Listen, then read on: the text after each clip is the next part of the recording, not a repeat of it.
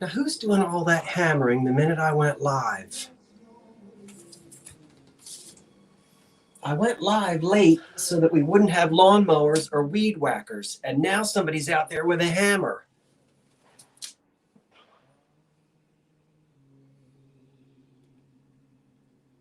Can you guys hear that? I don't even know if I'm live yet. It's 8 o'clock.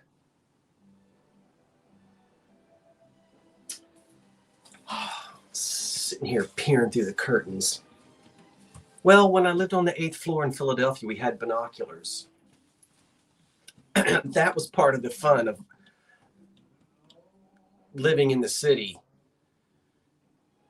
Huh? Oh, the African violet. Yes, we're going to talk about that. Guten, whatever it is, evening, Abend. No. Yeah, good evening. Voice check, sound check, light check, you know. You never know when you set it all up. And I'm always lugging all my equipment around. So, hi, Tennessee. So I'm out here on the front porch tonight.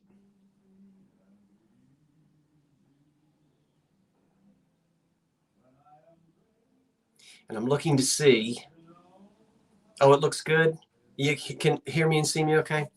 Well, good evening, everybody. Now, I understand there's some Carol Burnett special on tonight. Go watch that. Don't watch me. You can watch me on rerun. What is this Carol Burnett special tonight? Somebody was talking about. Hello in Boston and in Missouri or Missouri. What's the chat about? It's going to be about a lot of stuff. And we might have a special guest pop in. I don't know. We'll see. The chat is, I'm going to show you some things. I've got some show and tell. I'm going to tell you about the upcoming, her 90th birthday. Carol Burnett had a 90th birthday. Is it like a live thing that they're doing tonight, or is it a recorded special? I didn't know that. Oh, it's on PBS. Hello in Tennessee and in Nova Scotia. Is it chilly in Nova Scotia? It's chilly in Jersey. I think we still have some frost.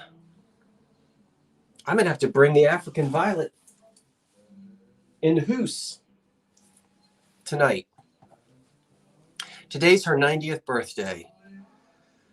Carol Burnett Show. Hi, Alicia. Hi, KP. And everyone. Welcome, welcome, welcome. So tonight is just, let's look at a few things. I've got some, what I'm going to do is tell you a little bit more about the schedule for May, all the different shows and things. And I'm going to show you some pieces, representative pieces that I will be selling at the different shows in May, throughout May. And we've got some different glass to look at and some pottery. I've got some mid-century. I've got some Art Deco. I have some things I purchased today. I did some thrifting. And then I just thought we'd see who's out there tonight and see if anybody wants to chat about anything in particular. I'm hoping that a little bit later, a couple folks will be able to join me. But for those of you, and if there's time and you can hang in to the bitter end, I shouldn't say that. We're going to read one more wartime letter. Now, what is a wartime letter? Well, if you were watching, David from Texas, when we did it's been a while ago, at least a month. No, that's not right. I think it was my ephemera show with Patrick. It was my ephemera show with Patrick, the trusty huckster. And I'm going to be doing a couple of lives with him, in-person lives in May. I told you that Oh, it's been a while now. Quite a while. I was on Bainbridge Street in Philadelphia, somewhere around 4th, 5th, 6th, before the Philly AIDS shop moved to its current location on Passyunk Avenue. And there's this wonderful little bookstore thing, you know, where it's there's one little door and you think it looks like nothing, and you walk in and it's cavernous. You're in there, you know, and they just have. So I purchased a stack of World War II love letters. I didn't even tell you about Hazel. I didn't tell you my Hazel story. I know. You want to hear that? And during the last live show with Patrick, I think it was, I read the love letter that the young lady wrote to her boyfriend on the evening of the Pearl Harbor. So December the 6th. And I have her letter that she posted the next day. And it was marked December 6th, midnight. She wrote that, 1941, the night before. Now, yes. And so this one that I'm going to read to you tonight, if I have time, this is postmarked December 21st, 1941. So we're just like 2 weeks after the attack. And of course, FDR had by that time already declared war on Japan. I don't remember the date, the actual date, you know, the declaration of war. It wasn't on December 7th. That's horrible Sunday afternoon. So when was it? Somebody look it up. But so we're only like 1 week into what would be known as the Second World War. And this is the letter that this young lady wrote to her boyfriend. They hadn't yet become fiancé.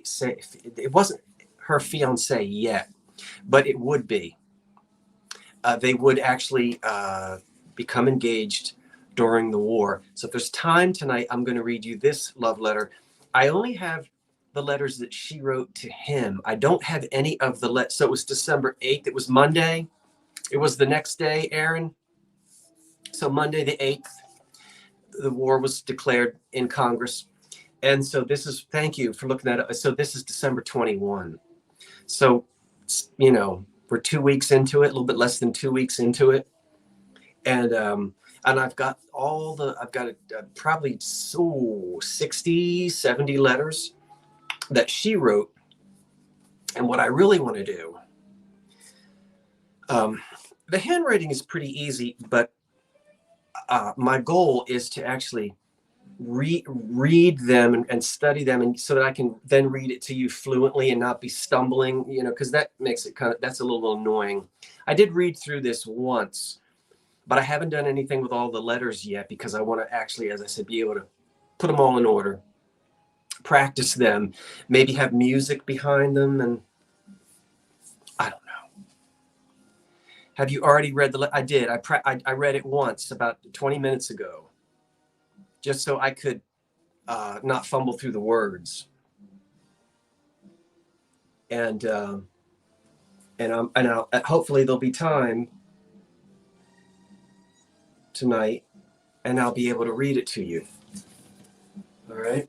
How's that sound? Should we do that? Language is different. She's writing in fountain pen, and I'm out of practice with reading cursive. You know, most of us don't read.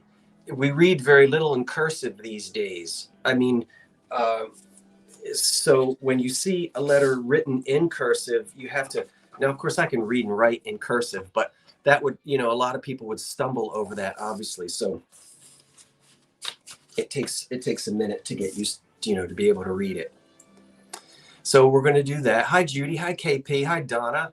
and Tammy and everybody who's just kind of hanging out tonight on the front porch. Who's you're down at the Jersey Shore now? Oh, it's chilly at the Jersey Shore now. You're there early, unless you live there. Do you live there down the shore? We do say down the shore. I didn't say dinosaur. I said down the shore. That's a Jersey thing.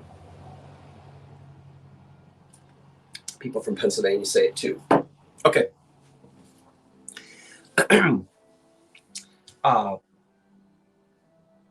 Well,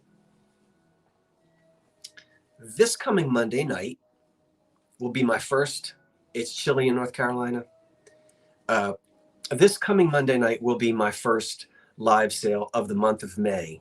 I'll be doing 2 solo live sales in May, as usual. The first Monday in May and the third Monday in May. Those are my regular live sales. Now there is a extra Monday there's a 5th Monday, I believe, in May. So this month, you'll get me, I think, the first Monday, the third Monday, and the 5th Monday in May. Just regular old live sales. The second month, I'll type this all up, put it in a schedule, a newsletter. The second Monday of May, I will be joining David at 9 p.m. on his channel, once again for 2 Chaps live sale, where we get all dressed up and we sell 10 items each. It's just the 2 dudes together. And then on the 11th, I think that's the 8th. Then on the 11th, which is a Thursday night in May, I will be live with the Vintage Vinnie in person for a 1-night chit chat and live sale. That'll be Thursday the 11th. And then the week before Memorial Day weekend, and I think it's something like the 20th, the 22nd, I'll get you the dates. I'll be live with Patrick, the trusty huckster, who will be in the Pennsylvania area for a graduation, and I'm going to do some antiquing out there and join him. And we'll be doing, I think, 2 nights together. So there's going to be a lot in the month of May, and I hope that you'll be able to tune in. Now, what I want to do now is show you a few of the things that I plan on selling next Monday night. I will do a complete preview thrift haul for next Monday night, but this is a sneak peek. This is a sneak peek. Tammy says, I haven't bought on a live sale. How does that work? Probably the best thing to do, Tammy, would be to just tune into one and watch. You can watch Vinnie's on Saturday, and Dee is on Saturday. Tammy and David are not broadcasting tonight, but I think they'll be back next week, next Wednesday night. It's probably too much to explain now, but it's pretty easy. It's pretty easy. Okay, let's see what's going to happen Monday night. The live sale Monday night will be cut in half. The first half, the first hour, will be all Art Deco. The second hour will be all mid-century stuff, including some mid-century modern. So, from 8 to 9, Art Deco. From 9 until 10, mid-century. And I'm telling you what, I've got some good mid-century.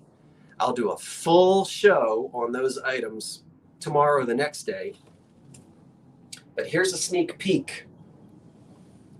During the first hour, what did I do of the Art Deco? I'm going to sell the wonderful candlesticks, matching candle holders, and the console bowl. This is the wonderful Indiana glass, modern classic is what the pattern is called, Modern Classic. And this is fantastic. This is Indiana glass. Sometimes some of the Indiana pieces are, boy, they knocked it out of the ballpark with this. Take a look at your console bowl.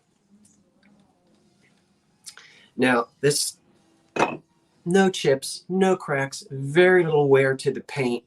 What a set.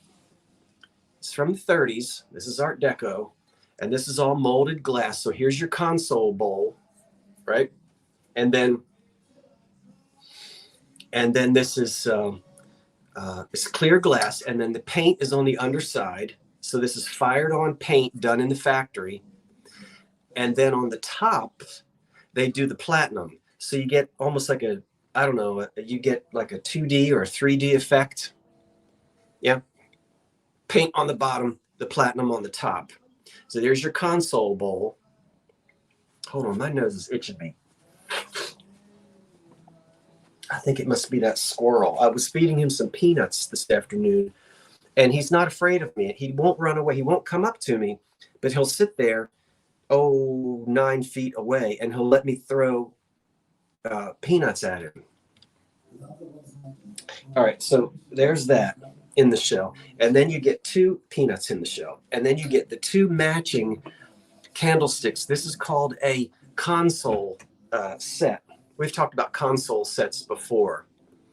1930s screams modern Art Deco. Do you like it? KP says it's a really nice set. Aaron says it's fantastic. Oh, you know what? I think I'm allowed to, let me see. Well, we'll try it in a minute. I don't know if I can do this or not. I thought I can do it. Okay. I can highlight some comments. So I'll try to do that. Yeah, so 1930s. Again, Indiana glass. You have it in red. It comes in red. I know. Don't you like it? Who is it? Something man. Desert Gem. I'm selling the yellow set because I'm holding out for the green. You know me.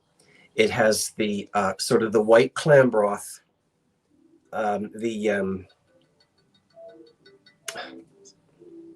Pete's sake, silver, the platinum. But this paint is green, and sometimes there's black. So I really like this set. And this will be for sale next Monday night during the first hour. I'll also have some other Art Deco glass, maybe some pink hocking, and I'm hoping maybe David might be able to pop in. He may or he may not tonight. We'll talk a little bit about Manhattan. So a nice piece of pink. I never find the Manhattan sherbets that everybody uses as martini glasses, but I find this a lot in pink. So those are 2 examples. You know there's going to be much more. So come back this week, right? And you'll see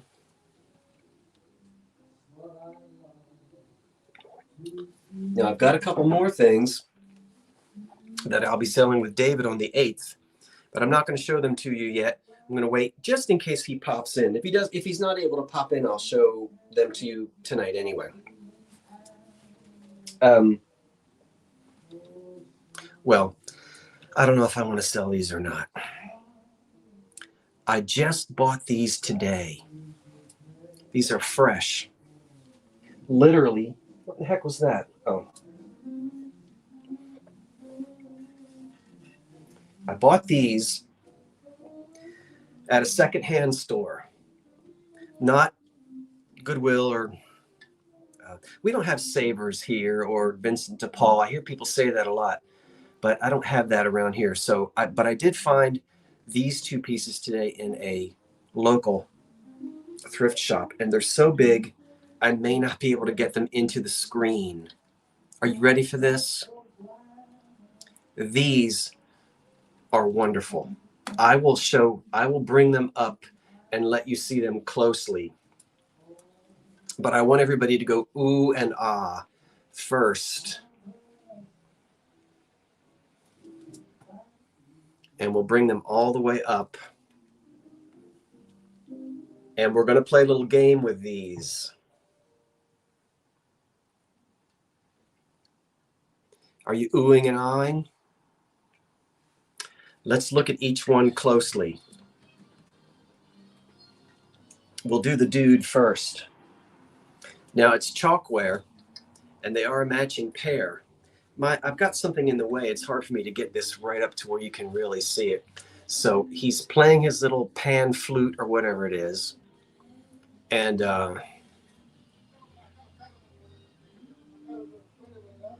you might hear some noise out on the street. I've got the windows open.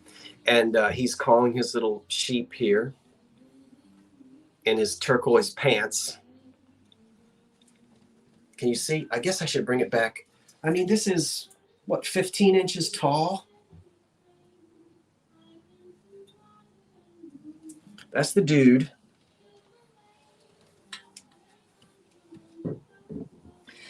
By the way, nothing broken on these. And look at Dudette. Look at her. I'll bring her in. She's also in the same colored outfit, her skirt.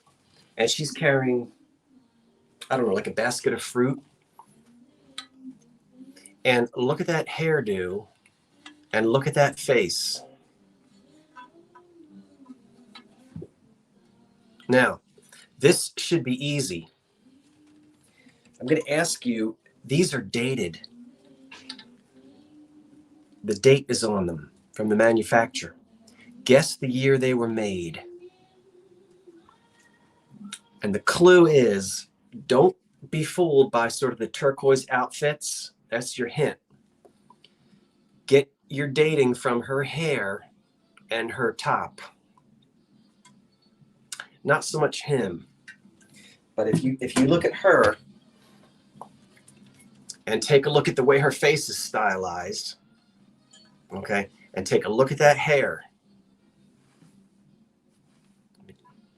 All right, let's see. 45, 54, 40, 40, 46, 40s, 40s, 45, 35. You're close. Oh, you guys are right in there.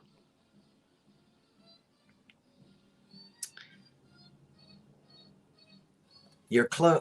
You're close. Nobody guessed. Nobody got it right on the point. But most of you are. If you're in the. Oh, wait a minute. There we go. There we go. There we go. Hold on. Hold on. Hold on. Quit moving so fast. New comments. I want to get the. There it is. There it is. I think that might be the first person who got it. Donna, you came in also with the right answer, but I think the first person was M Smarty 51. These are dated. Abco Company, 1942. You see there, 1942.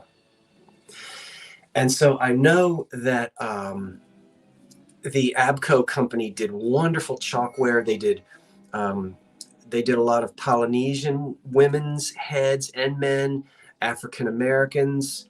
Boy, really almost, I don't know if they were pioneers in that.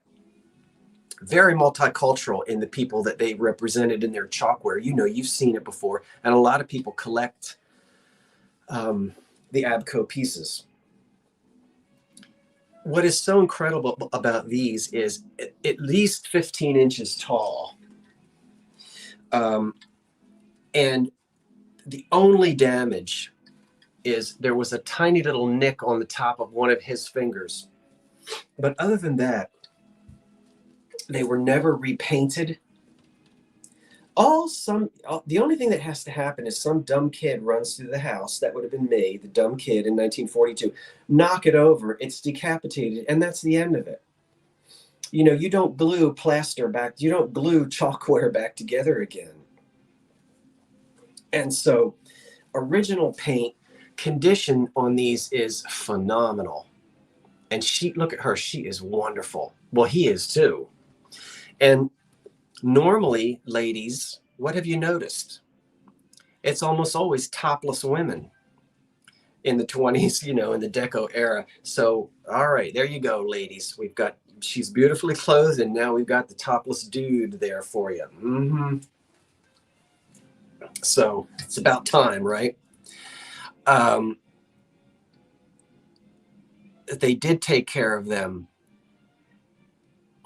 These had been stored away somewhere, easily stored away somewhere, but they are 1942. So good for you, Smarty 51.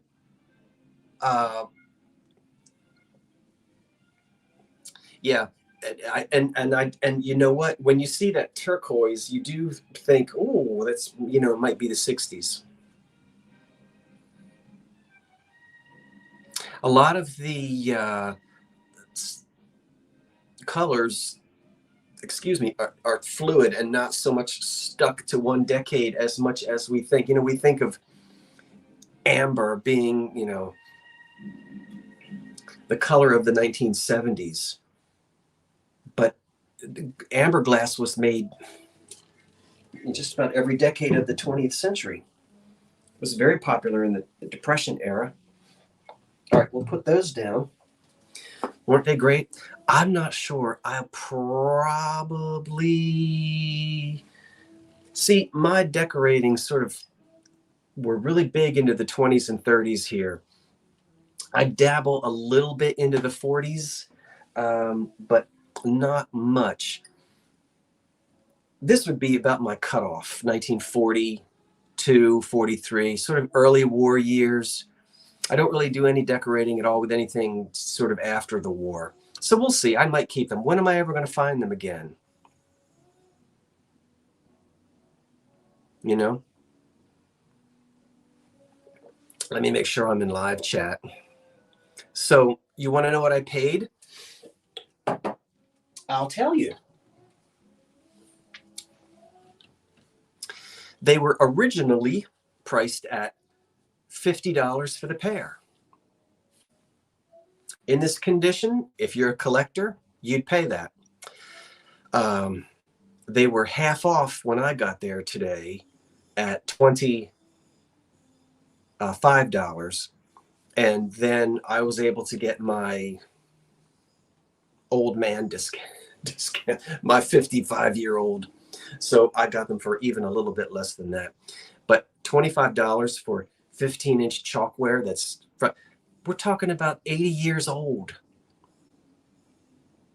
80 years old. I'm thinking about keeping them too, Miss Smarty 51.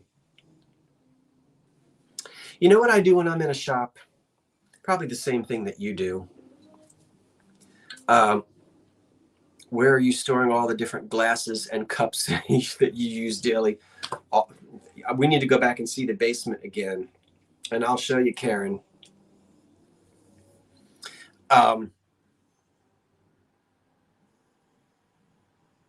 was I saying? Oh, when I see something in a store like this, I ask myself two questions. When have you seen that before? And what is the likelihood that you're ever going to see it again? If I say, oh, for Pete's sake, I see that dumb whatever all the time. When have I seen these two statues before as a pair in this condition? Me, never. When am I ever going to see them again? Probably never. How many sets of these from 1942 have lived together their entire lives, 80 years, and not been broken? Chalkware. So just a little, I think most people probably do that. Don't go home and think about it, because when you go back, it's gone. When have I seen these before? When am I going to see them again? Unique. What? Yeah, I try not to make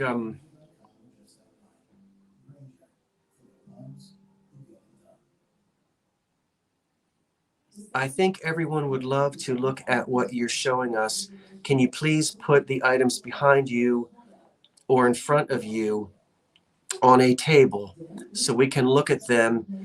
I can put these back there and let you see them for a minute now. I'll be glad to do that. I don't have a table in front of me out here on the porch. So I can't always do that. I can sometimes do it. I don't want to cover up my radio, but I'll put those back there. I don't know how well you can see them back there like that. Can you see them back there like that?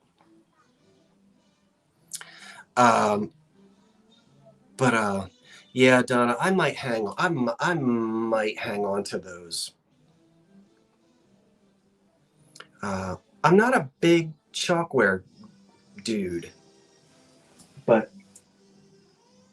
I think I've got them facing. I think this is supposed to be facing each other.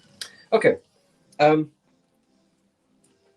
So I bought those today. Now you're waiting for a couple of the mid-century modern things, right? Is Dee here? I see somebody said, hi, Dee. She is. Dee, I'm going to talk a little bit, but if you want, you can jump into the green room and I'll pull you in a few minutes. There's people out on the street talking. If you want to, Dee. Okay. What am I selling? So next Monday night, the first hour, Art Deco. You've already seen some of the deco that I'm selling during the first hour Monday night. The second hour, mid-century.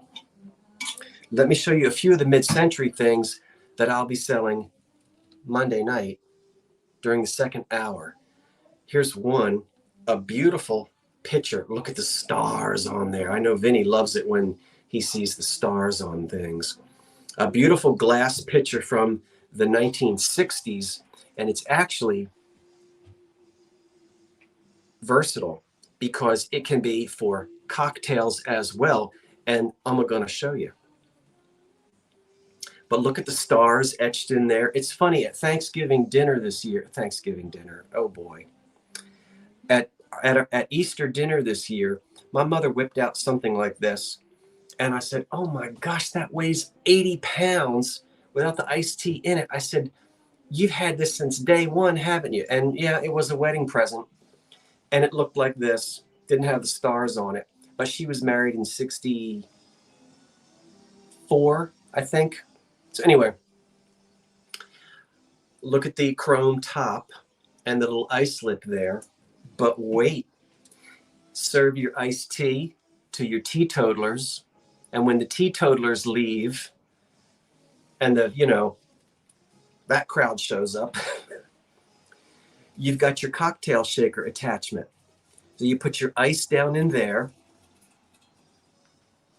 slide this on the top, and you can shake, shake, shake, shake your booty, shake your cocktail, and you can make up whatever cocktails you want to make in that.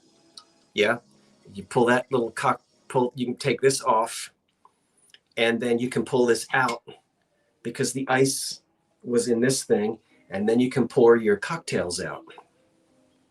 So how about that? Mid-century. Yeah, very 60s. Very 60s. So we'll have that. Oh, I'm putting it on wrong. Get in there.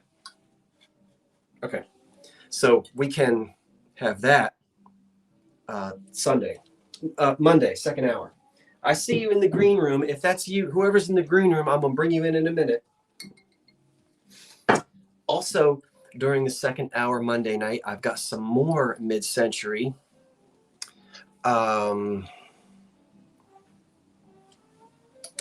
Including, you can't beat those colors. You just can't. That screams mid-century. The pink, the turquoise, or whatever you want to call it, and the black. Cocktail shaker. It's not Hazel Atlas. This one is Bloomfield, Illinois. So I don't know if it's an Owens, Illinois, but it's a Bloomfield, Illinois piece, cocktail shaker. And this one's got This has the Eiffel Tower and the Champs-Elysees and the Arc de Triomphe and all of that stuff on there. That's a nice little one. Those are your classic 60s colors. You know, the French poodle. And it's got the recipes on it for all the different whiskey sour, old-fashioned, Manhattan. You know, you've seen these before. So we're going to have that during the second hour Monday night. We're going to have a wonderful piece of California pottery during the second hour Monday night. Now, I never know if that's a cockatoo or a cockatiel. Is one a boy and one a girl? You'll have to tell me. And this is a made in America. This is probably a, oh, it's wet because I washed it.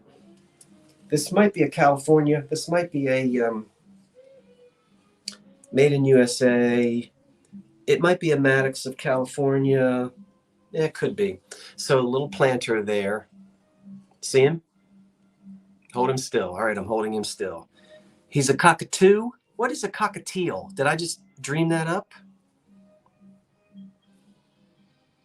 Huh? He's a cockatoo? A cockatoo. All right. I guess I'm making up stuff. So I love his little headdress or whatever that is.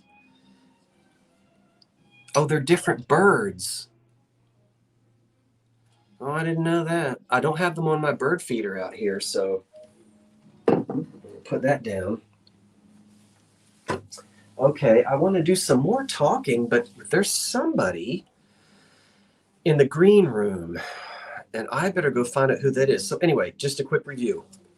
You just saw a few of the Art Deco things Monday night at 8, and you saw a few of the mid-century things Monday night during the second hour. But I promise you I'll show you everything either tomorrow or the next day. And you'll know exactly what's going to be in next Monday night's auction. Okay, so Australian parakeets. Let's go see who is hiding in the green room. Oh, I see who. Oh, all right. Quit picking your nose. I'm getting ready to bring you in. Let's bring you in now. We're going to add you to this. We have a special guest. Is that special guest ready? Not special, just me. Well, Hi, everybody. I got to shut this other light off because it's shining in my glasses. There we go. There you are. Well, Yeah. I am delighted. Thank you. Hi, everybody. Did you catch the play on words? I am delighted. I did. Yeah. Well, better. Yep. I'm just fresh out of the shower. I tried to lighten my hair and it came out darker. So I give up. Yeah, I give up. I was trying to go back to my blonde color, but I obviously did not go light enough because. Yeah. I guess you're called a brunette now. I don't know what the heck it's called. Yeah, well, it's called a mistake. Well, I would appreciate. Hello, everybody. Wow, joining me. What's happening? Well, just very quickly, just to recap, welcome everyone. This is just an informal chat, and we have 361 folks watching, and I'm so glad you're here tonight. If you get a chance, hit that little thumbs up thing. But listen, like I said before, if you're in the Northeast, it's chilly here in Jersey. It's probably chilly in New York State too. If you're under your Afghan, as we say in Jersey, are you covered up in your Afghan and your Snuggie? Don't get up. You just stay right there. But Dee has just decided to pop in, and I did a little bit of a show and tell. I've got some more things to show, and I don't know if Dee knows about the letter I'm going to read in a few minutes. But Dee, you got anything you want to show or talk about? No, not really. I can tell you that I filmed 3 thrift haul videos today. So I'll start. I'll probably have one come out tomorrow. So I was busy doing that most of the morning. 3. But yeah. So. Well, do you find sometimes once you get in the role, once you get the lights, the camera, the action, you got your hair done, your face done, you're shaved. Well, you don't shave, but I mean your face. Then you just go ahead and you just pump them out. Yeah, I just figure, you know what? Let's just get her done, and I just bang them out, and I tell everybody ahead of time I'll have the same clothes on, the same hairdo, you know, in the next 3 videos. Yeah. You like a dark poodle? I don't. I want to go back to my blonde, and I just don't want to pay $200 to go to the hairdresser and have it done. You know what I mean? Well, girl, Hmm. get in your car, drive down here. We'll go to the Jersey Shore for a week. Your hair will be blonde. I know. Come on. I know. You know I don't drive on the thruway, Scott. Yeah, I thought it might be Maddox of California as well, Gerald. No, I know you don't. I know you don't, D. But hey, D, for a second while you're there, D may have. Benita. Thank you, Benita. Sorry, Scott. No, that's fine. D has more knowledge about these than I do because she's a collector. So I don't know if you saw these, D. Bear with me, everyone. I just want to show this again. Because D, did you see these chalkware pieces that I was showing? No, I didn't. Well, D, these pieces are made, and I know you collect the Polynesian women heads. Yeah, I have 2 of those. Well, you have 2. So I don't know if you remember who made them, but these pieces are the Abco, and I think Abco made those as well. If you get a chance, take a look and see if they're Abco. I can go look. They're just in the next room. Okay. All right, give me 1 second. I love it because D, bring one and show the people. Okay. Can you hear me? I know you know what they look like, everyone. Yeah, D looks good with her hair like that. My hair's all gray now, but oh, it used to. I would turn Lonnie Anderson blonde in the summer. Okay, so the one I bought in Philly. Yeah. She had her nose was chipped and everything. I remember. Here, I'll show everybody this. She's beautiful. Yeah. See her nose there? Yeah. But she's gorgeous, and she is.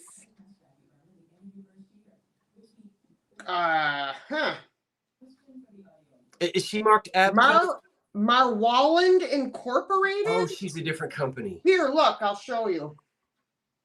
Yeah. 1966. 66. And then I have the one I bought from you out of your eBay. Right. And this one, that's her. And she is Lego. Oh, she's a different company. Oh, okay. So she's Japan. Yeah. So these are all different companies. Apparently, yeah. Dell, you'll have to refresh my memory. No. Oh, you say, do I sell 1930s movies? Gerald. Gerald wants me to grab some of my head vases, which I can do. I'm not sure. I've got some of the 30s movies in the basement. I don't know. Do you mean home movies or the types of movies that little children would watch on like 30s cartoon type things? But yeah, D, I just got these 2 chalkware pieces today, and they're from 1942. Those are awesome. And what I love is finally, the lady has, normally it's a topless lady. This time you get the topless man. So for all the, see there, right? Yeah. All right. Woo, everybody. But look at them cheeks. I didn't know if yours were that. Christy, did I get head vases in Texas? I don't remember. I don't think I did. Did I? No. Listen, we shopped so much and looked at so much, I can't remember. I mean, it's ridiculous. I can show like some of my favorite head vases that I have. Well, Blonde. Oh, I know. The one I got, I know. I know which one you're talking about.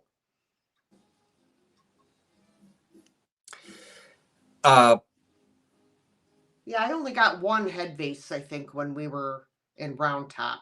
So I'm being asked about selling movies. Now, be clear. Are you talking about DVDs? I don't sell DVDs.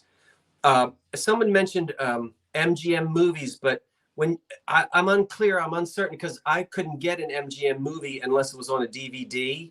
So I'm puzzled. Help me understand that part. Oh, DVDs. No, I don't sell DVD. I collect. I mean, I'll buy some for myself, but I don't. I appreciate that question. I have not sold any. If that's something that you'd like me to throw in my eBay store, I'll start looking for them. Oh yes, absolutely. So Tippy Winks, Christy and I are having a sale together this Friday at 6 o'clock Eastern, 5 o'clock Central. Is that right, Christy? I can't keep track of the time zones. On my channel. So everybody make sure to stop by and say hello to Christy and I. Yes. I'm going to go grab a few head vases, Scott. Okay. While you're doing that, let's take a look at something, and I want everybody to guess the age of this. All right. This is fun. Now, I'm not going to tell you. Oh, golly. This is so small. Okay. All right. I want you to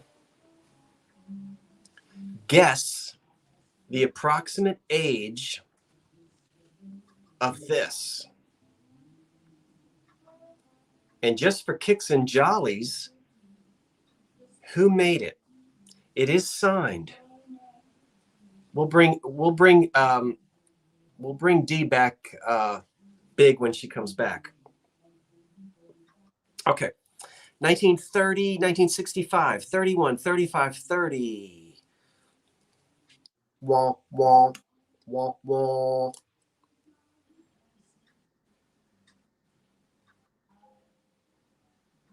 What year was this made? 1923. Okay. Wait a minute now. I think my winner, can you believe it? 1910. Ooh, Judy, I think you got it. Let's pull the top off and we'll take a look, and you're not going to be able to see it because it is tiny, tiny, tiny. But right there in the lid, which won't focus, we have, oh my word, patented April the 5th, 1910. So the lid mechanism dates to the summer of 1910. Which this could be a year older, could be a few months older, or a year older, or something like that, until they changed it, until another patent was issued. But the piece itself, now, who do you think made the glass? Yeah, the lid gave it away, Judy? Yeah, the lid gave it away. I see. Good night, Karen. I'll bring you back in a minute, Dee. Anybody want to take a stab at who might have made this in 1910? The company was you got it, Grace. It is a Heisey piece. Grace and Benita both jumped in there at the same time. And a lot of you know that Heisey there's a little diamond with an H in it. And the funny thing is, Heisey will put that mark anywhere they want. Do you know this? They will stick their mark in the weirdest, you would think, mark it on the bottom. No, no, no, no, no. Mark it on the handle, mark it on the lid. No. But they marked it twice on both sides. Now, I know it's blurry, but right there, good grief, is a tiny diamond with an H in it. And if I turn the picture this way, there's also a little tiny diamond with an H in it right there. Very hard to see, very small. See it? You're like, why would they sign it there? Why not sign it on the bottom? But Heisey, I have found more pieces of Heisey glass that are marked in the weirdest places. So 1910, wow. That is old enough to have been on the Titanic, which it obviously wasn't because it's not under the ocean at the moment. So let's bring Dee back again. Has Dee returned? I don't hear her, but there she is. All right. Here I am. What you gonna show us, girl?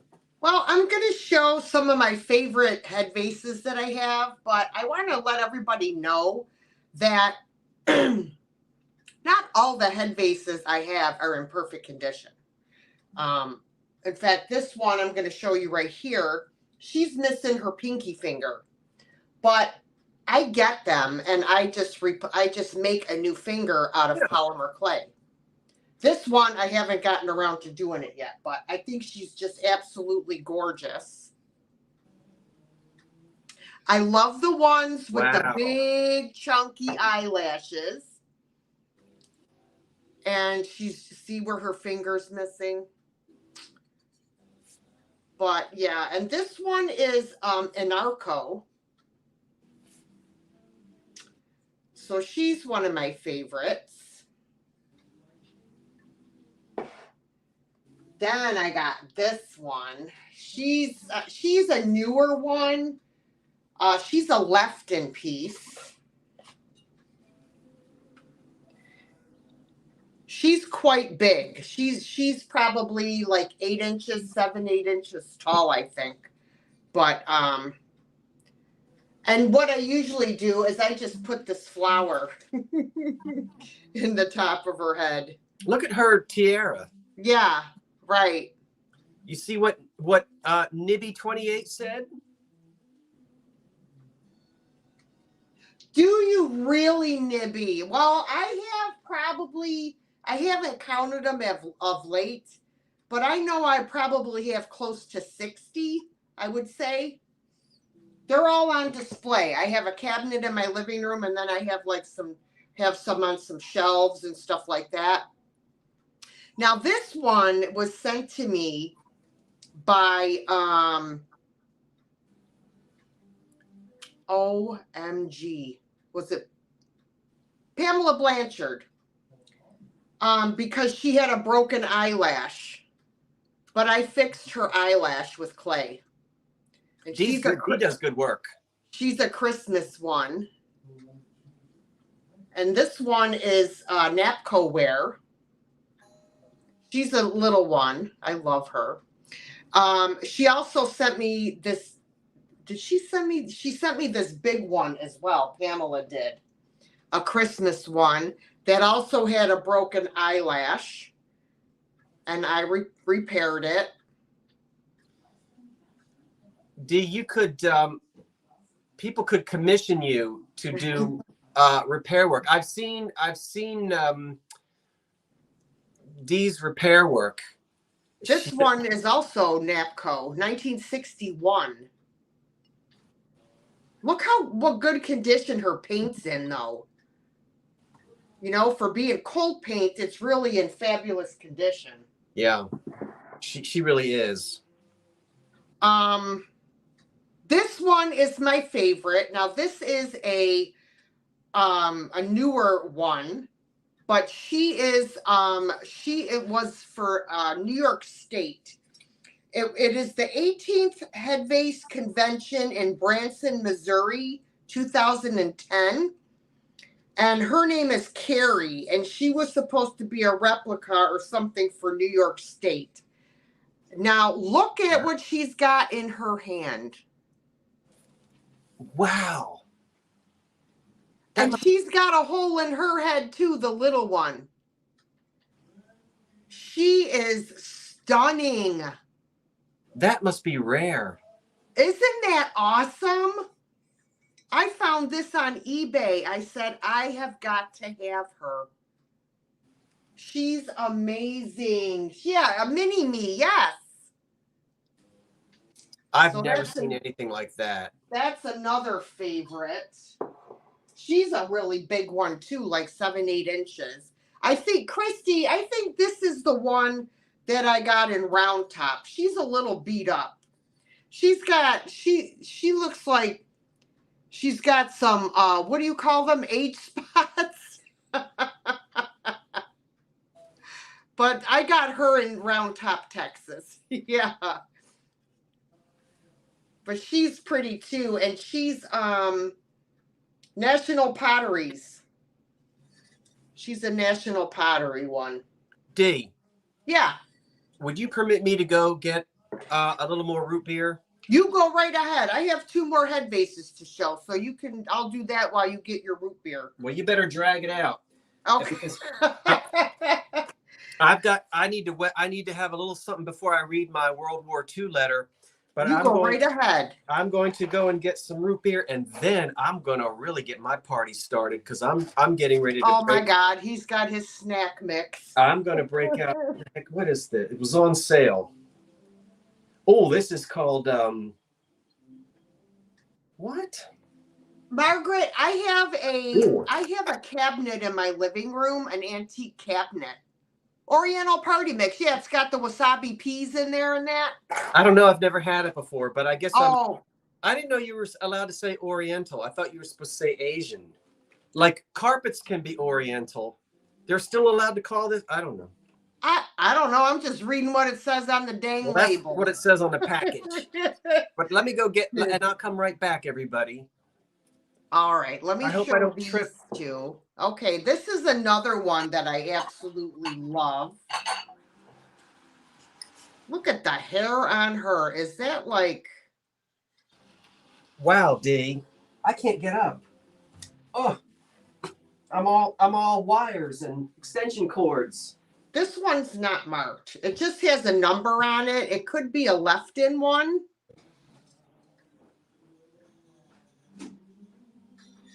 And the last one I'm going to show y'all. Now, this one, she's beautiful. OMG.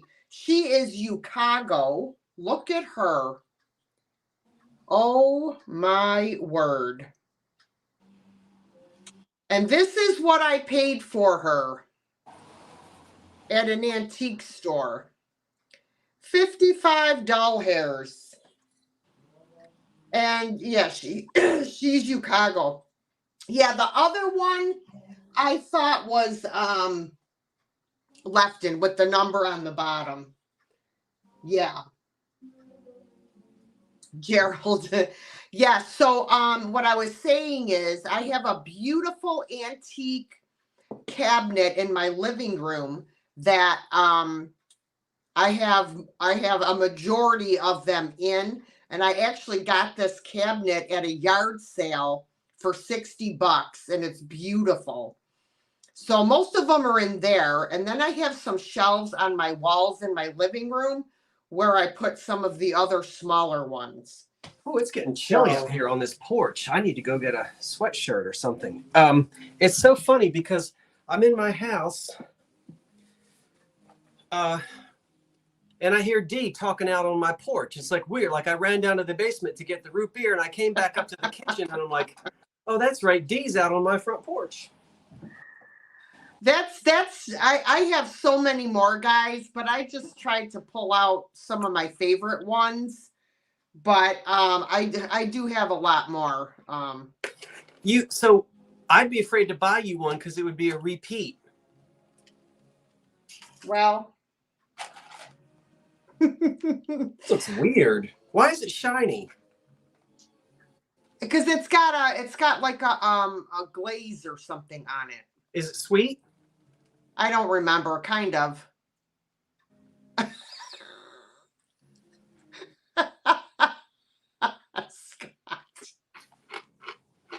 The peas are hot though. If you don't like hot stuff, the peas usually have wasabi on them and it's hot. There isn't much flavor to this stuff. Have a pea. I plan on it after I drink that root beer. Yeah, have one. Ooh. There goes the nasal passages. Ooh. I know, the peas are awesome. I love them. I don't know what that's supposed to be. I know they don't want to sit here and watch me. Not normally, Mama T-Bird. My kids are like, Mom, you gotta stop buying them. You have too many. I don't buy them a lot, but if I do see one that I really, really like, then I'll get it. But it's got to be a really special one because I do have, I mean, 60 is quite a few. So no, I usually buy my own because they really don't know what I'm looking for, so to speak. So is your cabinet big enough? it's full now. It's full. So Nibby says, can I ask a question? who said? Is it Nibby or not Nibby? I hope we're not saying your name wrong. Nibby. Sure, go ahead.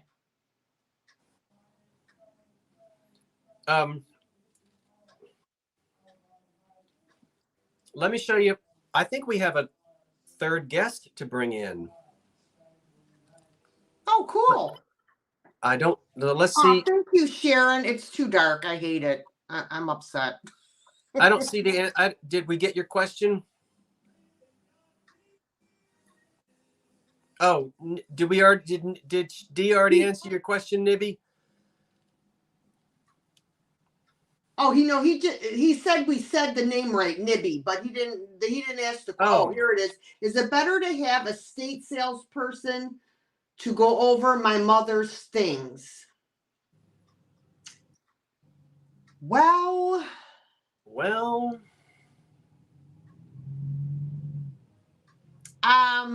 they can be sketchy sometimes.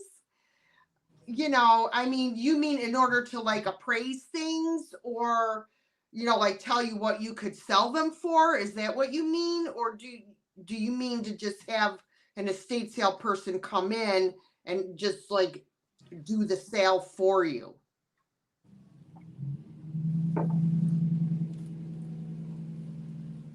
No, I haven't, Gerald. I'll have to write that down and look it up. Lou Nichols. I see you, Vinnie. I'm gonna come get you in a minute. I just gave away who our third surprise guest is. I'll come get you, Vinnie. To sell it and get rid of it. To sell it and get rid of it. I have a thought on that, Nibby. If I may. Dee, did you? I heard what you said. Yeah, I mean, I guess it all depends. I'd like to give my advice on that, since it was asked for. Yes. Since you asked. My personal thought is, when a loved one dies, and I lost my father 11 years ago,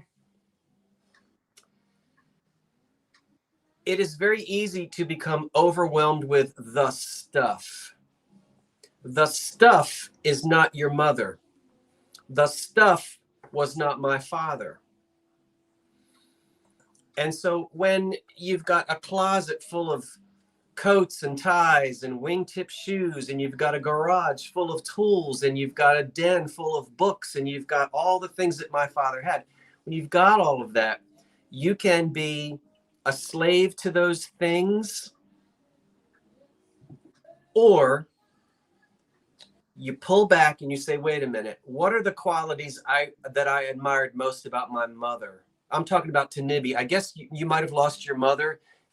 You say you're overwhelmed. Nibby, I hear you.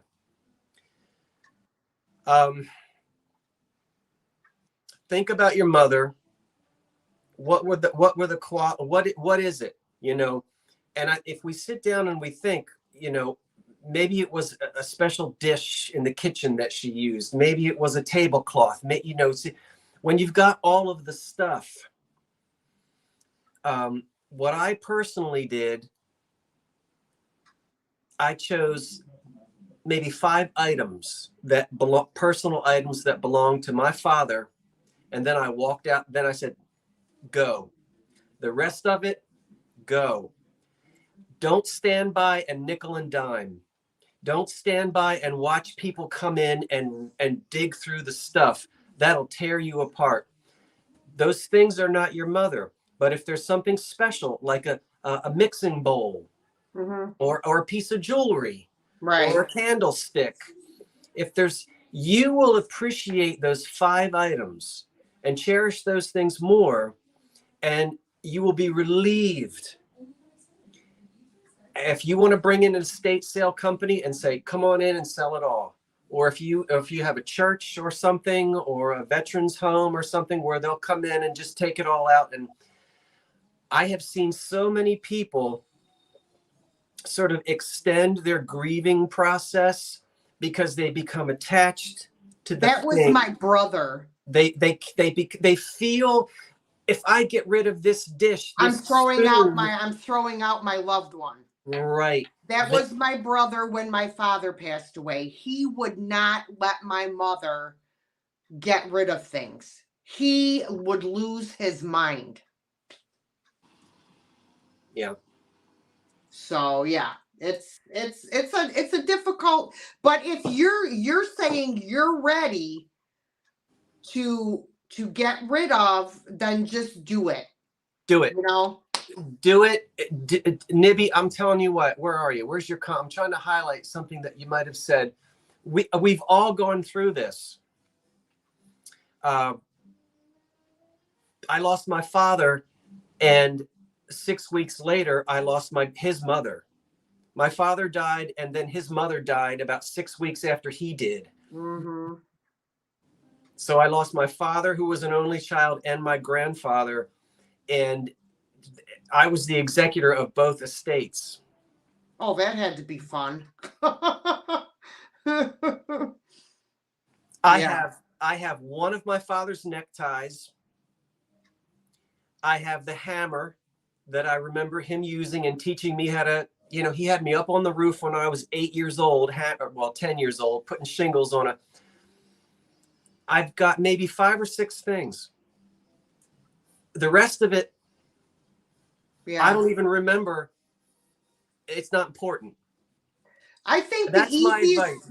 The easiest way to do it, Nibby, if you don't want to, you can call, there's people that will come in and do what they call a clean out. Right. And they will come in and they will look at everything that you want to get rid of, and they will offer you a certain price for everything. And then they will take it all out for you and get rid of it for you. Yeah. So you could do that, or you could call an estate sale company and have them do it. That would be your easiest route. And again, I think to simplify, too much is overwhelming. You can't keep it all. And that's not the essence of your mother. The whole, all of that stuff. Although she loved it and cherished it, if you can pull away 4 or 5 or whatever it is, 6 or 7 or 8 or 9 or maybe 10 things, that's what I remember. That has meaning to me. And then I tell you what, go away when they do the estate sale or the clean out. Go take a bit. Go somewhere. Vinnie said, "Let me in. I want to throw in my 2 cents." Well, I will in a minute, Vinnie. Yeah, we're busy. I'm trying to. No, I didn't forget Vinnie, but we're trying to answer. Nibby had a really good question, and I felt like since I personally went through that with my father and grandmother, I hear that, and it's not easy. No. But I know a lot of other people have said things as well. I think the worst thing anybody can do is then spend the next 10 years fretting over trying to nickel and diming everything. Oh my God, Nibby, that's crazy. He's paying $900 a month in storage. Yeah, but what, Nibby, would your mother, I don't know your mother.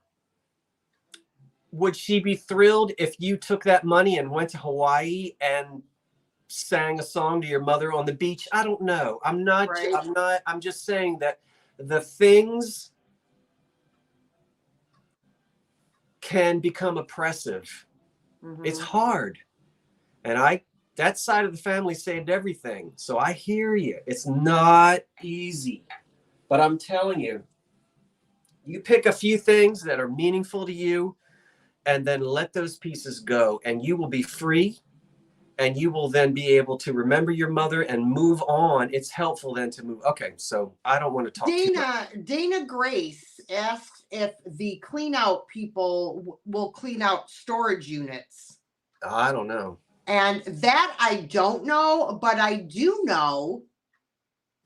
Well, you've seen Storage Wars on TV where people come in and buy the contents of the storage units, but you know, then you're not getting the money for the stuff. You know what I'm saying? If that's what you were looking to, you know, to sell it and get rid of it. I would just call. I would Google it in your area and just call up and ask them. That's your best bet. They probably, I don't think they'd have a problem with cleaning out a storage unit. What's the difference if it's a storage unit or a house? It's the same concept. Well, I guess, yeah, and I hear you, Dee. That's true. I think I feel though, also, I agree with you. Do you, if you're going to do the estate sale, do your research, find somebody reputable, and I think probably one of the, no, how do I say this? It's different for everybody. I think one of the hardest things to do would be like to call in. I might get in trouble here. An antique dealer and have them walk through the house. See, the problem is you've got sentimental value, and sentimental value and resale value is not the same. It's not, and you know, that chair is worth $1 million to you, but the antique dealer might only be able to sell it for $20, and they're not going to give you 20. They're going to give you $5 for it because they're going to give you about 50% what it's worth. You've got to just let that stuff go. Just let it go. Let it go and set yourself free. Okay, let's go get that. I'm done. That you asked for the advice and I gave mine. And now let's hear what Vinnie has to say. And I wish I could see, I'm going to go back and read what everybody else has to say in the chat as well. Because I think you pay them a fee to do the actual clean out, but they will give you a price to clean out everything. They will say, I'll give you $5,000 for everything that's in here. Okay. That's the way I believe it works, but I could be wrong. You know, I'm not positive. Do you know Vinnie? Hey, Vinnie. Hello. Hello. Do I know what? You know, the way to San Jose. When people go in and do a clean out, like private companies, you know how they'll come in and say, they'll look at everything you have and say, okay, I'll give you $5,000 for all of it. Do they also like charge a fee to like haul it all away, or is that included in the total price that they offer you? I don't know. I've never dealt with it. And I didn't know if you, because see, the people at Fuller's Flea Market that I go to, they do clean outs. So what they do is someone has an estate sale. The stuff that doesn't sell after the estate sale is done, he will go in, they'll call him, and he will go in and they'll say, we'll give you such and such a price for all of what's left. And he'll pay them and he takes it to hit their shop and then they sell it. So that's how that works. And I've been to Fuller several times after they've done a clean out at an estate sale that I was at. because I recognize the items. I'm like, oh, this is from so-and-so's estate sale. Right. But yeah, so. Well, we had a bit of a unique situation. Well, not really unique, but when my grandmother passed 11 years ago, we basically, did everything we needed to do, had the funeral, and then we moved to her basically fully furnished house. And we cleaned it out as we went. Like we cleaned the bedrooms out, made room for us to move our stuff there. And then as the years went on, we just slowly started going through things, saying, oh, to this person, do they want this? Do they want that? And splitting stuff up, making room for the stuff we have, plus keeping some of the stuff she had. Yeah. But when it comes to sentiment, a lot of the stuff we had hope chests, a light or something like that. We had some of her furniture for a while, but we weren't like, it's because it was here, we need to keep it. No, we want to keep the important things. Like we have her Hoosier cabinet that she bought back in the 70s. We have the lamp that my great grandparents received for their wedding back in the 20s. We have things like that. If those were the only things that we kept, I would have been fine with it, because everything else just wasn't. Yeah. It wasn't as special. Like, who cares if you have her Rubbermaid mixing bowl, No, I mean, I don't. But it seems like 11 years ago was not a good year for any of us here on this screen. My father died. It'll be 11 years next month. Scott's father died 11 years. Your grandmother died 11 years. And then, funny enough, that was when I was a sophomore in high school. It was actually my mom's dad. He died, I always did October, November, December, January, 5 months to the day of my grandmother, which was crazy. So of course that was a really hectic time for all of us. Right. But we didn't really have to deal. Well, my mom was up carrying, was she? She was up there? No, because my mom's mom was still around. So she was up there helping get that stuff situated. But yeah, like in regards to her clothing, and she was a big HSN QVC shopper, so a lot of that stuff, she bought all kinds of stuff, and some of it we kept, some of it we sold, some of it we gave away. It just didn't have a sentimental meaning to us, because it was all stuff that she'd just been buying and buying over the years. It wasn't like something that we didn't have her wedding dress from the 50s. Like it wasn't something like that. I'm sorry. In regards to estate sales, I've seen the way people treat them. And where's my bleep button? Because I don't want to say a naughty word. They treat them like as a kid, I used to watch. I've seen it. The way some people treat the houses of others is truly despicable. I don't care if it's a full house or if it is a nicely laid out and you treat it like dirt. No.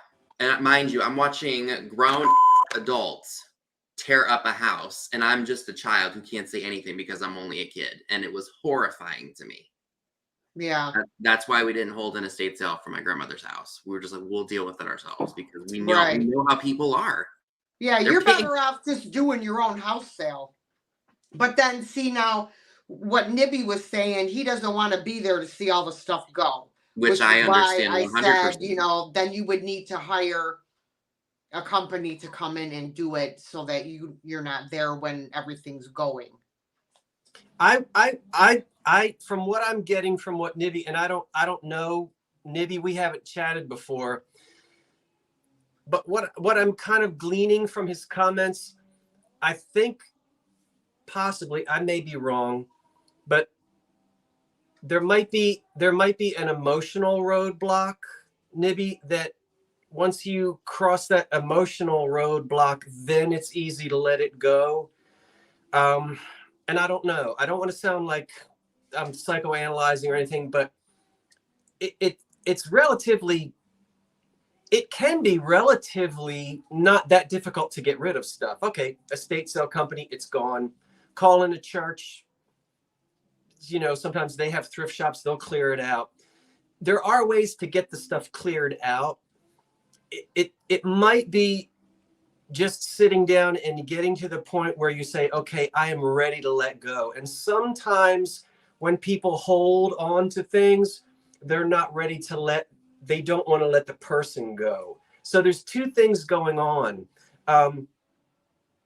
It can be difficult to let the stuff go if you're having a hard time letting the person go. That's hard. And so I'm not really sure where you are in that. And that's only something that you would know. And I that's not easy. So I hope that everything that everyone has sort of just, I hope you feel like it's good that you could talk about it and we all kind of have our thoughts on it. And I wish you the best. I hope that that you're able to say some things that are meaningful to you and just let the rest of it go. And one more thing, and then I'm done. When my father and I were... Hold that thought. I just wanted to say I'm going to go put these head vases back in my cabinet so they don't get broken. Okay. Okay.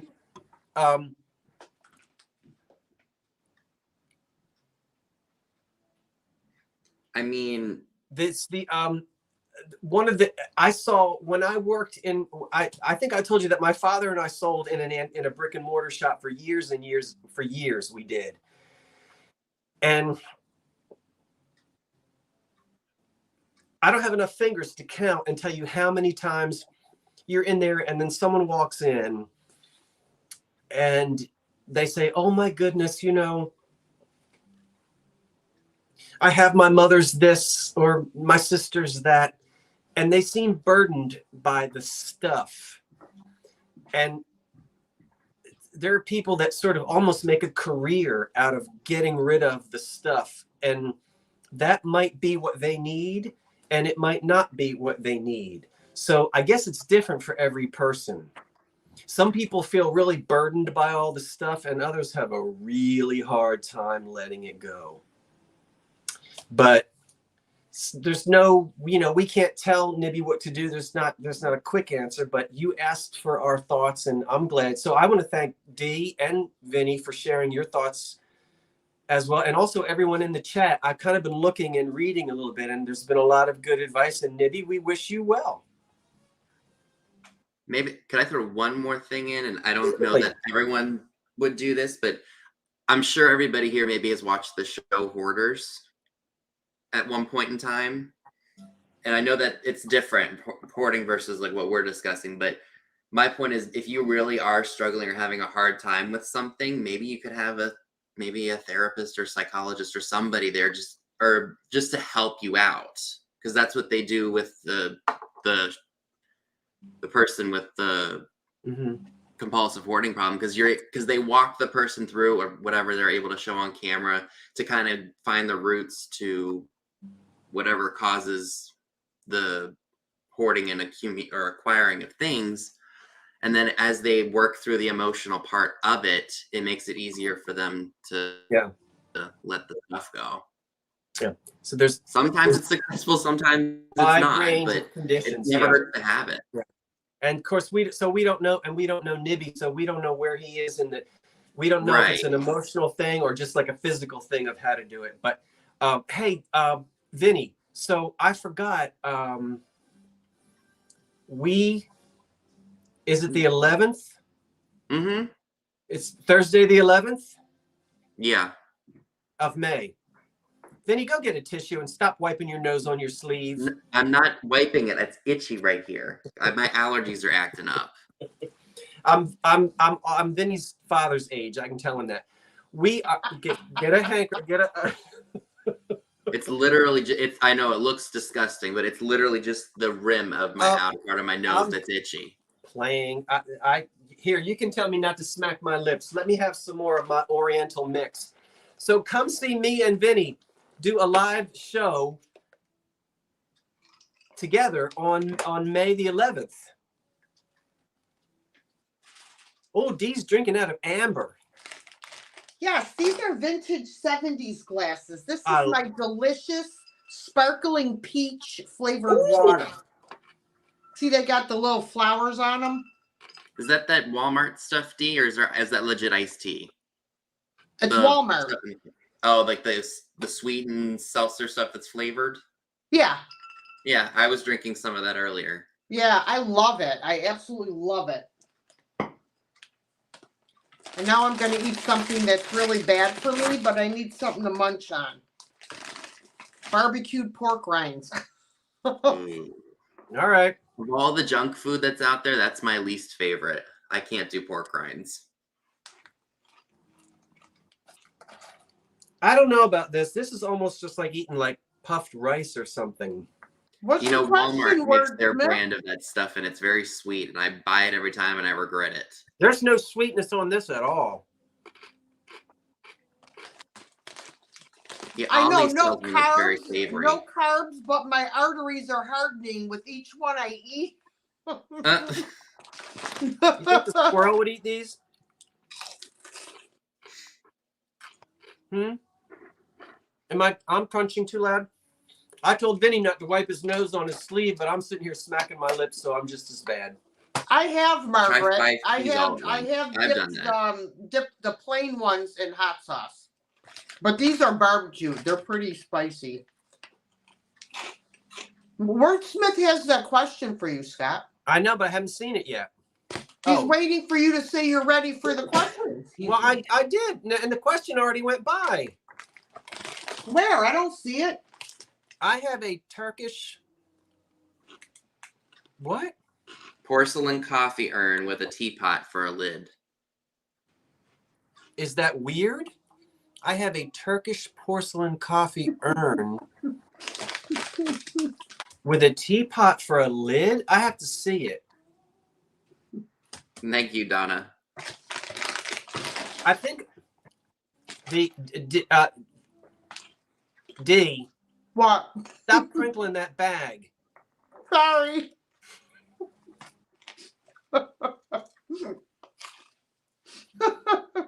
Why did I buy this? We won't talk about you crunching your Oriental mitts over there.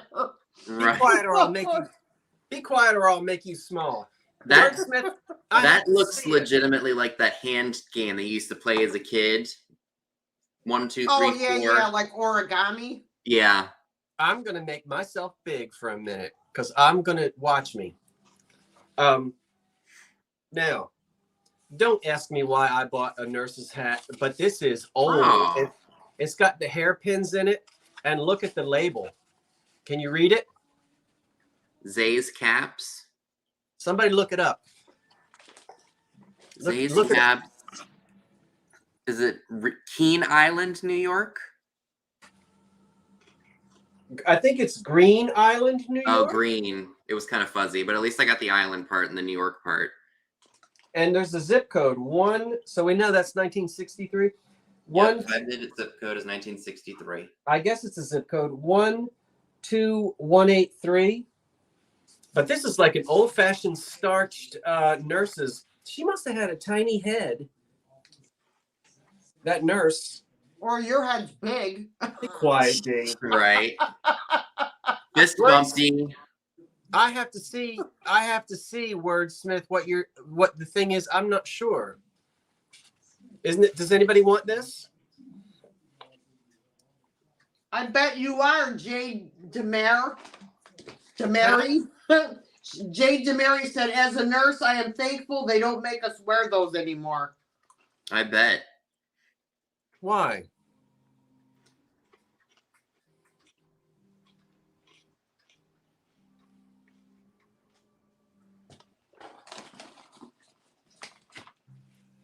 Mm-hmm. Now that I think about it, I can picture Eve Arden wearing that nurse's hat when she played that nurse on Bewitched. Mm-hmm. Who remembers Eve Arden when she was our Miss Brooks? I remember seeing her in I Love Lucy when she was in Hollywood. No. What show? Wasn't she on a regular show, though? It was called Our Miss Brooks on the radio. No. I mean on TV. I don't know about that. I live in the 1930s and 20s. We didn't have TV. We had radio. The TV came out in the late 20s, though. Yeah, but nobody had one until the 40s. It's true. It wasn't mainstream until later. After the war. Because they were expensive.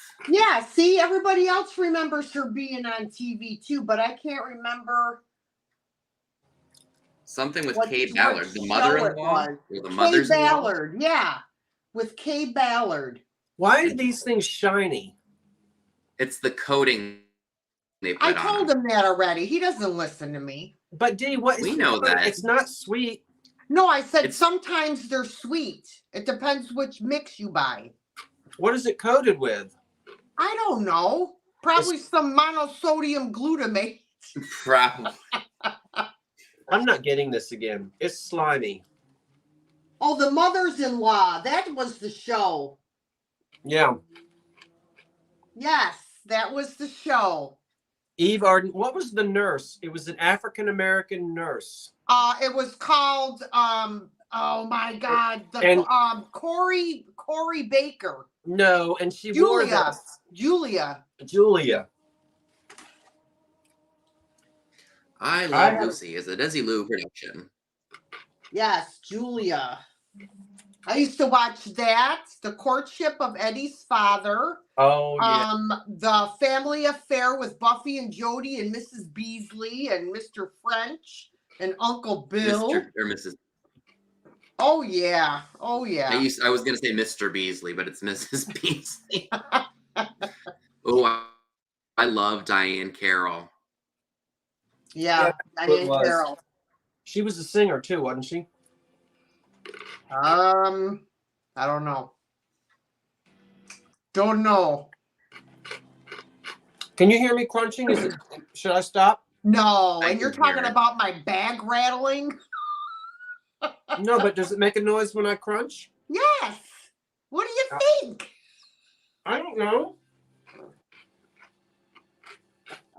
I lost the lid. Vinnie. I'll Vinnie, stop. help me out, Vinnie.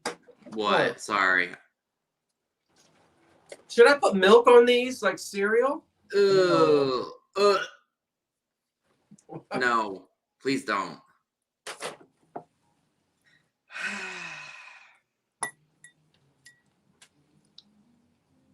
Those are fun. I know. I'm selling them when I'm on with David in the two chaps. I've got 6 of them. Very, very mid-century these are. Yeah, those are fun. Those are great for poker night. Yeah. KB said, Scott, Wordsmith is still trying to talk to you. There Well, was what- a message above. Well, what- He said he sent 2 pictures of that urn to your email. okay, I'll look at it, Smith. Give them to the squirrel. You know what's so funny? This is terrible. I almost made a big mistake. So I feed the birds and everything, and to keep the squirrel happy, and so he won't mess with the birds, I put stuff on the ground for him right underneath this cherry tree. Well, he seemed to gravitate. It's a mix, but there's a few peanuts in the shell, but not much. Well, he seems to gravitate towards those. So I thought, well, let me get him peanuts in a shell. I bought wasabi, not wasabi. I bought Cajun spice. OMG. Uh-oh. But before I threw them out on the ground, I said, oh no, those will burn his little lips. I can't give him them. His little lips. You're going to have Cajun poopies all over your yard. Well, I don't even know. Does the squirrel have lips? But I thought I can't give him that. So, That's the question of the day. Do squirrels have lips? well, Of course they do. how do you know? They gotta The have red lips. butt squirrel. You don't know, D. They don't eat them right away. They just stuff them in their cheeks and then put them in their... No, Oh yeah, that's- that ought to no. go over real well. Burn That's a a hole chip- right in their no, right that's in a their chipmunk. cheek. Oh, a chipmunk. Yeah, the Right. squirrel. So anyway, I pulled back the wasabi peanuts or the Cajun, and I got him regular ones. So today, for the first time, he let me sit on the front step, and he's about maybe 12 feet away. And he was looking at me, but instead of running up the tree, he sat right there, and I threw a peanut at him, and it landed maybe like 6 inches from him, and he came forward and came back. He wanted it so bad, but he was looking at me. Right. He ran up, he grabbed the peanut, ran back under the tree, and Yeah. eating it. And then I kept throwing peanuts. Man, he was running around trying to figure out what to do because he doesn't put them in his mouth. He eats each one at a time. I'll probably come back later and hide the rest of them. Right. Probably. I never in my life have either of you or anyone in the chat, have you ever seen a squirrel fall out of a tree? No. Yeah. Have you, Vinnie? Yeah. Well, I had never in my life ever saw a squirrel fall out of a tree. So one day I'm down the street from my mom's house talking to the neighbor, and we're just standing on the sidewalk talking. And all of a sudden I hear like leaves in the tree, and I see something come like this, and I hear boom on the ground, and I look and it's a squirrel, and I'm like, oh my God. And he's just kind of like, dang. And he starts running across the street like all like he's drunk and everything. And I'm like, oh my God. That was the funniest Maybe he ate a thing. fermented nut. That was the funniest thing I had ever seen. Never have I seen a squirrel fall out of a tree. Well, and he was big. He was a big one too. Well, that's sad. Yeah, it was okay. I mean, it was just like stunned, probably because he couldn't believe he fell out either. So he wasn't ready because he hit pretty hard. But yeah, I could not believe it. Oh, KB, are you serious? Oh. Oh my goodness. I know, right, Bonnie? I know. I always buy bird seed for my little feathered friends. He might have eaten something fermented. That's true. They sometimes, they can get that, and then they get drunk on it. Oh Amelia has a pet word. squirrel. He should be fine. Amelia Hutchins. That's cute. I love it. Well, Oh my God, how funny is that? Is what? Amelia has a pet squirrel. She raised him from a baby. Oh, was it the mother wouldn't nurse it or whatever? Do they nurse a squirrel? I don't know if they nurse it. Exactly, wordsmith. I mean, he was like a bam. I said, what the heck? Craziness. That's sad. Poor thing. I know. Oh, I hear him out busting stuff. Oh. Tamed a mockingbird with mealworms. Interesting. Oh, D. Hey, D. Yes. You hear me? I hear you. I was reading the chat. All right. Let's not give too much away, but now, D, I feel bad. Uh-oh. Well, badly. Let me get my subject. Let me get my adverbs. Isn't badly. Let me get my grammar because I know I feel badly. You know why? Did you forget to mail my package? Well, I'm putting more things in your package. How long has this been? Be quiet, Vinnie. Oh, it's been months. Yeah, but what is she going to do with Christmas decorations in June? So why does she care? Christmas in July. No, listen. D. Yeah. Here's why I feel badly. About 2 months ago, I was watching one of your sales, and one of those troll things got in there and was like not very nice. Right. And it wasn't nice. But it was funny. I know. I was kind of like, oh, poor D. I shouldn't have laughed because about a week ago, I was live. Oh boy. and somebody got in there and they were awful. Mm-hmm. And I didn't get flustered, but I thought, well, that's what I get for finding humor in the misfortune of others. I should not have found humor in your misfortune. And I had somebody sneak in there and they were saying all kinds of, well, so I feel bad. Now I've told everybody. So now everybody knows. Dana Grace wanted to know if I pulled out my box cutter. You should. Well, I thought she was going to. That's seriously still one of my favorite videos, D. Flinging that box cutter around, not even realizing it until somebody points it out. I know. She was flinging around a box cutter. She was going on and on about people not paying for their stuff. And like, I don't have the time for people not to be paying for their stuff. Well, you know, I'm Italian. I talk with my hands. Yeah. So I had just cut a box open to unpack everything. And I had the box cutter in my hand and I'm talking and I'm going like this with this box cutter. And who was it that pointed it out? Was it Aaron, chapter 2? I don't know. I don't know. Whoever did it was hilarious. But yeah, so that's the thing now. I have to get I have to get a t-shirt for my merch with a box cutter or something. You bet you don't pay, I cut you.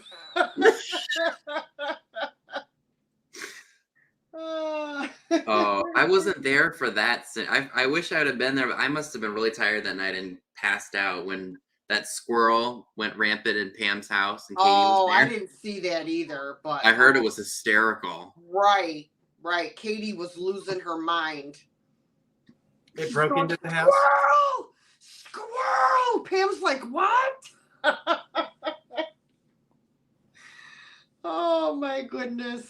I would have had all I could picture was Christmas Vacation with the squirrel jumping out of the Christmas tree on his back. Yeah. Oh gosh, that was funny. Well, the only thing I've got left is to read this World War II letter. I don't know if anybody's in the mood for that. I was going to close out. Someone asked about it. He's like, when are you going to read it? Yeah, read it. Hi, Cindy. My box cutter video is epic. Oh. You want me to try to read it? Maria. Yes, go right ahead there, Scooty. All right. Let me make the Hollywood square. Let me change the layout a little bit. Please do. May I? I'm not sure if I'm going to do it right, but that's not what I wanted. He wants to make himself big and make us small. Right. There we go. There we are. Perfect. Now, bear with me as this is in cursive and it's in fountain pen, and I can read cursive, of course, but you know what I mean. The date of the letter is December the 21st, 1941. Oh. So we're just about 2 weeks after the attack on Pearl Harbor, and the young lady is in Newark, New Jersey, and she's writing to her, who will soon be her fiance. They're not engaged yet, but he's in the military and he's stationed somewhere in the USA. And I'll just go ahead and read this to you, and we'll see what it says. So we're going back to December 21st of 1941. And let me get my eyeballs adjusted. And so this is on a Friday at 8:30 at night. December the 19th is when she wrote it. It was posted on the 21st. And it says, Ralph, darling, I've been walking on air since I talked to you last night. Nothing can bother me or upset me now. I worked and worked today, but it didn't even affect me. Darling, I'm looking at the world through rose-colored glasses. Boy, she's very cheerful of course. That'll all change, though, after about a year. We didn't really know. Well, they're not married. They're not even engaged yet. Of course, I have room for everything that you want. to send up here, you should know better than to ask me if it will be all right. After work today, I went over to Bam's house and got Judy the cutest little white teddy bear for Christmas. Ralph, it was such a nice one. I almost felt like keeping it for myself. And don't you scold me for buying it. I do get things for myself. Do you like my new writing paper? The family that she's visiting is this man's mother and father and his little brother, his little sisters. Soon to be her mother and father-in-law. Your mother called me tonight and told me that Carol will be in tomorrow and that she asked me over. I'm going to meet your dad at the public service terminal, the trains that come in, at 3:15 in the afternoon, and then go in with him into the city. I thought that your mother was sweet to think of me. I'll write you a detailed report tomorrow. Of course, that means that I won't be able to go to the dentist tomorrow. I'll call in the morning and explain it to him. Do you think he'll be angry? Sweetheart, are we still thinking that lovely sweetheart? Are we still taking that lovely road at all hours? I'm not sure I'm reading that right. Gosh, I'd better get my saddles back from Harriet. My feet are beginning to hurt.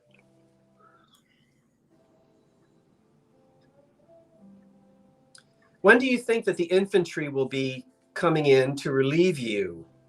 Have you any idea where you will be sent? Whatever should come, perhaps the infantry will come your way. Ralph, did you know that they can't give the weather report over the radio anymore? The Army won't allow it because they say it will aid the enemy. Now that's interesting. I didn't know. Remember, Roosevelt declares war the day after Pearl Harbor, that next Monday. This is just the 19th of December. Yeah. And already they're not allowed to announce the weather report on the radio. Did you guys? I didn't know that. Isn't that interesting? I am not a history person, so yeah, it's. I never knew that. After I finish this letter to you, my darling, I'm going to wash my hair, do my nails, and try to make myself pretty tomorrow when I meet your father. Are you getting any more rest? I know and understand that we are in the midst of a war, but still 3 hours of sleep a night just doesn't seem like any rest at all. Darling, if it's a choice between getting a little more rest or writing me a few lines, take the rest. Much as I want to hear from you, I'd rather you take care of yourself. It's funny that she says we're in the midst of a war. They had no idea. Sure didn't. On December 19th of 1941. If you find that you are in need of anything, be sure to let me know, and I'll send it to you. Or if you'd rather, I can bring it in person. She knows that she can't. I'll be working until such and such time, I can't read it, on Monday and Tuesday in order to get our work out in time before Christmas. She works at the insurance company in Newark, New Jersey.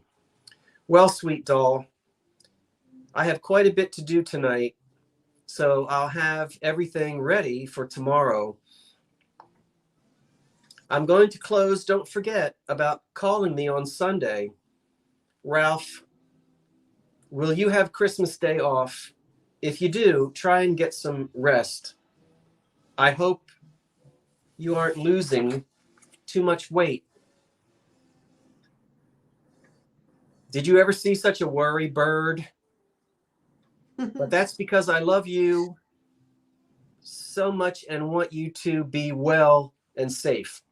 Take good care yourself, my sweet doll, and drop me a line whenever possible. Good night, my darling. All my love. Always yours, Ruthie.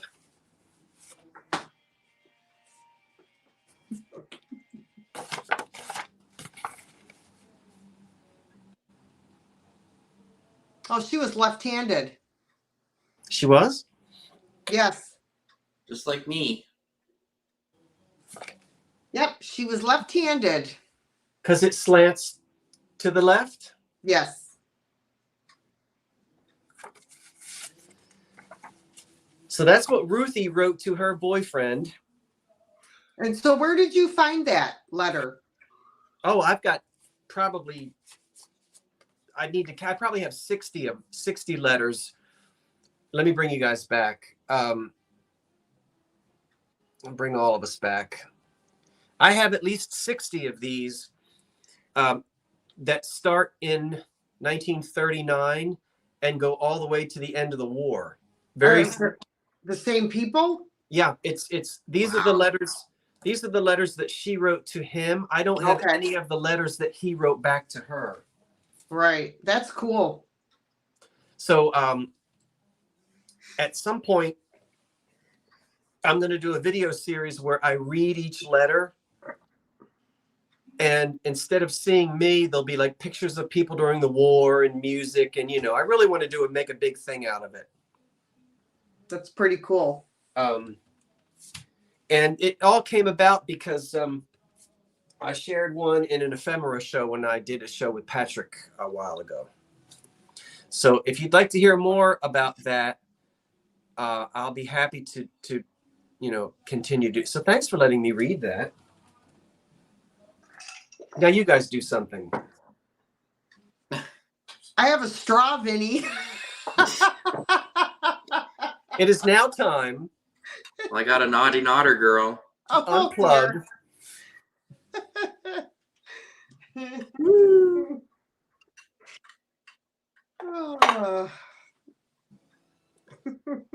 You think they got married? They may have. I bet you they did. You're gonna find out when I read all the letters and we do a whole series.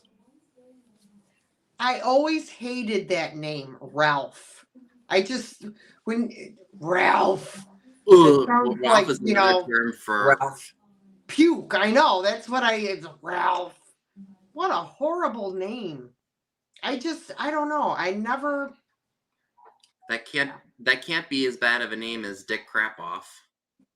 Who? I kid you not. One of the ladies I used to work with at the home goods store I was at knew someone by the name of Dick Crapoff. I kid you not.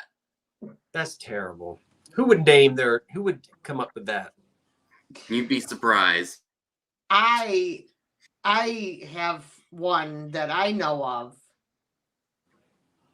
Ralphie.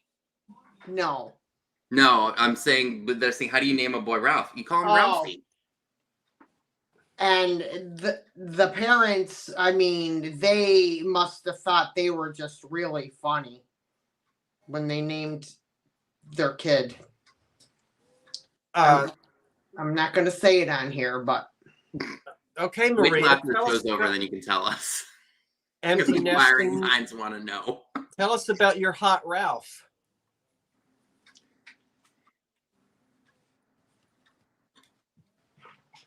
Did he look like that?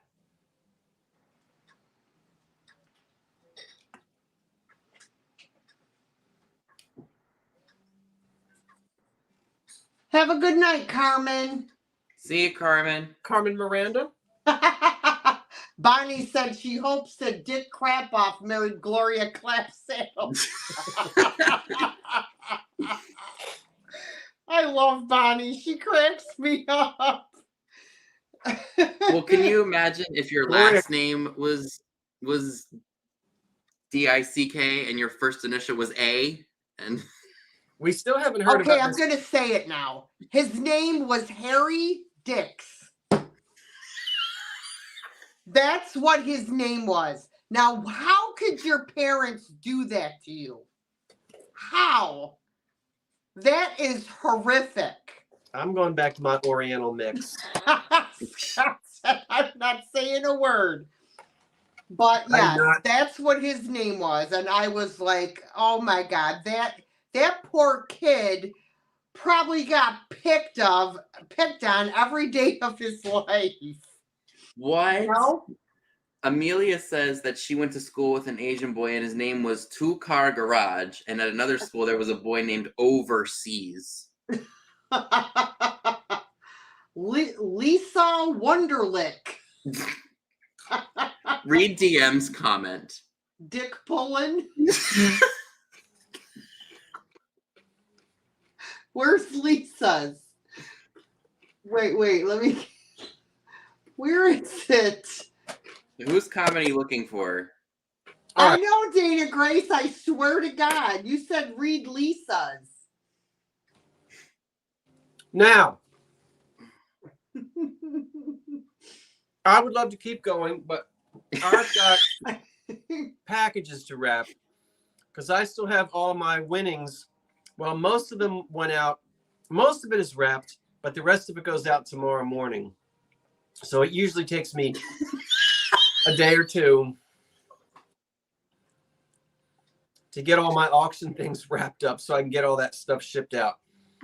So by tomorrow, I should have everything in the mail, and then I'll see everybody Monday night. Vinny and Dee, we're going to call it quits now. So thanks for jumping in and joining me. I'm glad you did. And see you Monday night, and we'll see you guys on here. And I think a week from tonight, Tammy and David, I think, will be back broadcasting. So cool. Have you talked to them? Because I haven't. I did. I checked with them to make sure they weren't broadcasting. I didn't want to go over top of their. Oh, okay. So, and I think they're planning on broadcasting next Wednesday. Oh, good. So, yeah. So we'll see them again for those of you who watch them, and that'll do it. So I'm going to call it quits and say thank you, everyone, for watching this little impromptu chit chat. Stay tuned to the Old Curiosity Shop. Yep. Don't forget, everybody, I have a sale Friday evening at 6 p.m. Eastern with Christy from Tippy Winks Vintage. Right. And then I have my normal Saturday sale at 3 o'clock Eastern. And Vinny, you have your sale Saturday right after mine, right? Right. It'll be a drop sale, just a hanky drop sale. This is my birthday weekend, so I'll be out shopping the entire time. So I want to make sure I can just be out there and not have to worry about rushing home from wherever the heck I am to do the sale. So I'll be back next Saturday. Okay. All right. Well, we'll see you then. We'll see everybody then. All right. Thanks, everybody. Thank you so much for joining us and hanging out tonight. We enjoyed it. And I also want to say a special thank you to everyone who gave some kind thoughts to Nibby. I don't remember the rest of his name, but who's maybe struggling through parting with some, getting rid of the stuff that was in his mother's estate. So thank you, everyone, for joining in and giving your thoughts on that. And hopefully some of those things were helpful to him. We've been there. Okay, that's it. So long for now. Wait for the cat. Toodles. Toodles. Toodle oodle noodle. Bye, everyone. Now, wait a minute. I always have an awful time trying to